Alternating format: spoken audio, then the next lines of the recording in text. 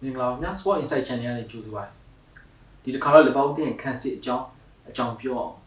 လေပေါင်းတင်ခန်းစစ်အကြောင်းလို့ပြောရင်နောက်တန်းစားမတွေအကြောင်းမဟုတ်ဘူးねဒီလေပေါင်းတင်ခန်းစစ်ဘာကြောင့်မကြောင်းနှာဆိုလို့ကိုပေးနေရလဲဆိုတဲ့အကြောင်းကိုပြောပြမှာပါအဲ့တော့လေပေါင်းတင်ကဒီရာသီမှာအာဆင်နယ်အသင်းနဲ့ပွဲစဉ်တပွဲတည်းပဲကိုမပေးရကျန်တဲ့ပွဲတိုင်းကိုပေးထားရတယ်ချန်ပီယံလိမှာရောနောက်ပြီးတော့ဒီပရီးမီးယားလိမှာရောဂိုးတွေပေးထားရတယ်နော်အဲ့တော့ပထမပိုင်းမှာအသင်းရဲ့တိုက်စစ်ကောင်းနေတဲ့အချိန်မှာဒီလီဗာပူးအသင်းဂိုးပေးရတာကပြဿနာမရှိဘူးမဲ့လီဗာပူးအသင်းရဲ့တိုက်စစ်ရုန်းကန်ရတဲ့အချိန်မှာတော့ခံစစ်ကပို့ပြီးတော့ဒီပြောစရာဖြစ်လာနော်ဒါကြောင့်လီဗာပူးအသင်းခံစစ်ကြောင်းဘာကြောင့်ဒီလိုဖြစ်ရလဲပေါ့နော်အကြောင်းရင်းအဖြစ်တော့အချက်တစ်ချက်ရှိတယ်လို့ပြောမယ်ပထမဆုံးတစ်ချက်ကနီးစနစ်ရေးပြပါအောင်နော်လီဗာပူးအသင်းကဒီရာသီမှာအပြောင်းအလဲကြီးမားလုပ်တာသူတို့အသင်းရဲ့အဓိကကစားသမားဖြစ်တဲ့အာနိုတို့ DS တို့နူနက်ဆိုထွက်သွားတယ်ဂျူတာလက်ကတော့စားမှုကြောင့်ကွယ်လွန်သွားခဲ့တယ်ပြီးတော့လီဗာပူးတင်ကဒီရာဒီမှာပေါင်တန်း400ကျော်တုံးပြီးတော့ကစားမအများပြောက်ကိုအားဖြည့်တယ်ဒါကြောင့်ဒီအခြေအနေကလီဗာပူးအသင်းရဲ့အပြောင်းလဲဖြစ်တဲ့ရာသီလို့ပြောအောင်နော်အဲ့တော့အဓိကကစားမတွေထွက်သွားတဲ့နေရာမှာကစားမတစ်တွေရောက်လာတယ်အဲ့ဒီကစားမတစ်တွေဒီပရီးမီးယားလိနဲ့အံဝင်ဖို့နောက်တစ်ခုကနီးစနစ်ဆိုင်ရာအပြောင်းလဲတွေလုပ်တဲ့အခါမှာတွေးကြုံရတဲ့အတွေ့အကြုံပေါ့နော်တွေးကြုံရလေးရှိတဲ့အခက်အခဲတွေကဒီနေရာမှာပို့ပြီးတော့ထင်ရှားလာတယ်လီဗာပူးအသင်းဒီနီးပြွာအပြောင်းလဲကြောင့်အထင်ရှားဆုံးဖြစ်ခဲ့တာကတော့ခံစစ်ပိုင်းလို့ပြောရမယ်ခံစစ်ပိုင်းလို့ပြောတဲ့အခါမှာတော့နောက်တန်းကြီးပဲမဟုတ်ဘူးနော်ဒီနီးစနစ်အပြောင်းလဲမှာလီဗာပူးအသင်းဘာတွေအားနေသွားလဲဆိုတော့အရှင်ဆုံးသုံးသပ်ကြည့်ရင်လီဗာပူးအသင်းကအရင်တုန်းက aggressive player တွေရှိတဲ့တိုက်စစ်မှာ high pressing ကစားတယ်ပြိုင်ဘက်အသင်းရဲ့နောက်တန်းကိုပြင်းပြင်းထန်ထန်ဖိအားပေးတတ်တယ်အဲ့လိုကစားသမားတွေဖြစ်တဲ့ DS တို့ Nunes တို့မရှိတော့ဘူးပြီးတော့အသင်းရဲ့ကွင်းလယ်မှာလုံအားနှုန်းအရန်ကောင်းတဲ့ support line ကိုလည်းသူ့ရဲ့လုံအားနှုန်းအကောင်းဆုံးနေရာမှာသုံးချနိုင်မယ်နဲ့ဒီညာနောက်ခန့်အစုံနေရာမျိုးမှာသွားပြီးတော့ချထားရတယ်ပေါ့နော်အဲ့တော့ဒီအခြေအနေဒီ needs နဲ့အပြောင်းလဲတွေမှာလီဗာပူးအသင်းခံစစ်ခက်ခဲနေကြုံနေရတယ်လို့ပြောရမှာပေါ့နော်လီဗာပူးအသင်းရဲ့အရင်တုန်းကကစားသမားတွေ high pressing ကောင်းနေမယ်အခုလက်ရှိခေါ်ထားတဲ့ကစားသမားဖြစ်တဲ့ Akitiki တို့ Fabian Vaz တို့က DS တို့ Nunes တို့တော့ high pressing မကောင်းအဲ့တော့ဒီပြိုင်ဘက်အသင်းရဲ့နောက်ခံကစားသမားတွေကတက်တောင့်တက်တာနဲ့ဘောလုံးကိုကင်ပြီးတော့ကစားလာနိုင်တယ်နောက်တစ်ချက်ကအဲ့လိုဘောလုံးကင်ကစားနိုင်တဲ့အခြေအနေမှာပဲလီဗာပူးအသင်းကမူဆာလက်ရဲ့ပြီးခဲ့တဲ့နှစ်ရာသီအကောင်းဆုံး position မှာပဲဆက်ထားတယ် high and wide ပဲထားတယ်နောက်တစ်ခုကဒီပြိုင်ဘက်အသင်းတိုက်စစ်ဆင်တဲ့အခါမှာ defensive position တွေမှာနေရာယူစရာမလိုဘူး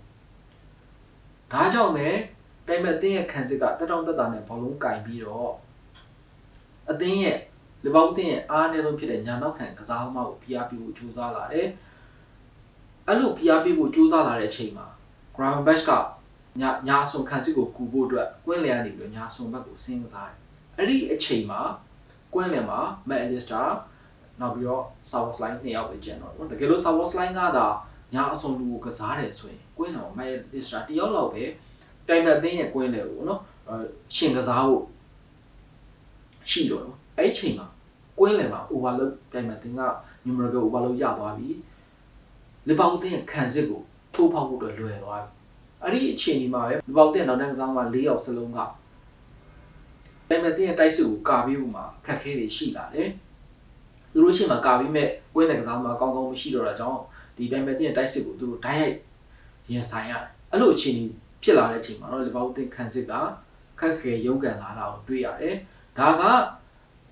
တိုက်စစ်ကောင်းနေတဲ့အချိန်လီဗာပူးအသင်းတိုက်စစ်ကောင်းနေတဲ့အချိန်မှာမသိတာဘူးလီဗာပူးအသင်းရဲ့တိုက်စစ်ထင်တော့အလုံးမဖြစ်တဲ့နေ့တွေမှာဆိုရင်လီဗာပူးအသင်းခံစစ်ကပို့ပြီးတော့ဒီတိတိကျကျရုန်းကန်တာကိုတွေ့ရတယ်နော်ဒါကလီဗာပူးအသင်းလက်ရှိကစားသမားအပြောင်းလဲကြောင့်ပေါ့နော် South Line လို့လုံအားနှုန်းအရင်ကောင်းတဲ့ကစားသမားစီကလုံအားနှုန်းအပြည့်အဝမရဘူး Gravenberch လို့ Premier League အကောင်းဆုံး Bulgarian player တယောက်ရဲ့စွမ်းဆောင်ရည်ကိုလည်းဆွဲထုတ်လို့မရနိုင်ဖြစ်နော်လက်ရှိအခြေအနေအရဒီလက်ရှိနီးစနစ်အရပေါ့နော်ဒါကြောင့်ပဲလီဗာပူးအသင်းခံစစ်ကတိုက်စစ်ထင်တော့မကောင်းတဲ့အတွက်ခံစစ်ကလည်းရုန်းကန်နေရတယ်လို့ပြောအောင်ပေါ့နော်နောက်တစ်ချက်ကတော့တိုးချင်းမားတယ်ပေါ့နော်အထူးသဖြင့်တော့လီဗာပူးအသင်းရဲ့နောက်တန်းကစားသမား၄ယောက်စလုံးပေါ့နော်လျင်မြန်မှု pace ကောင်းတဲ့ကစားသမားတွေထိန်းရတဲ့အခါမှာတော်တော်လေးခက်ခဲတယ်အောင်မြင်ရတယ်အထူးသဖြင့်တော့ဒီညာနောက်ခံမှာကစားတဲ့ Bradley ဆိုရင်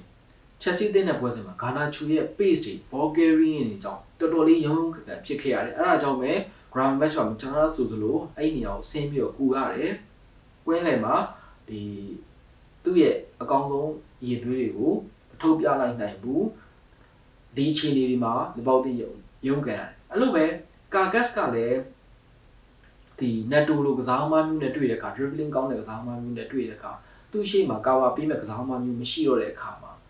ခက်ခဲရုံးကန်ရတာကိုတွေ့ရတယ်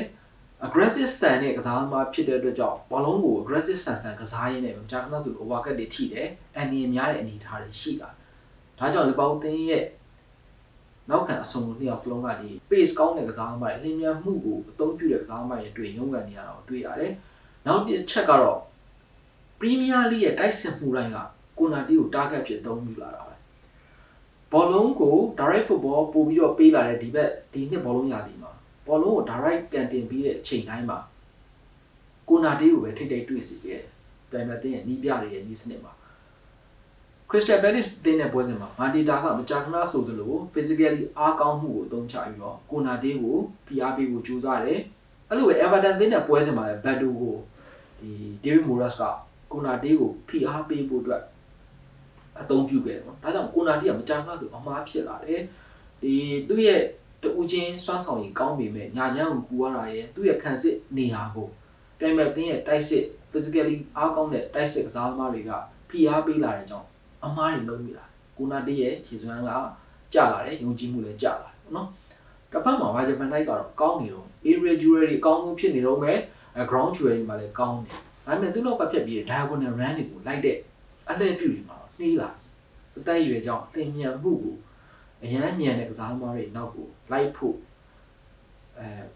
ဗန်ဒိုက်မှာအားနည်းချက်တွေရှိတာပေါ့နော် Crystal Palace တဲ့ပွဲမှာစားက diagonal run တွေကနေတဆင့်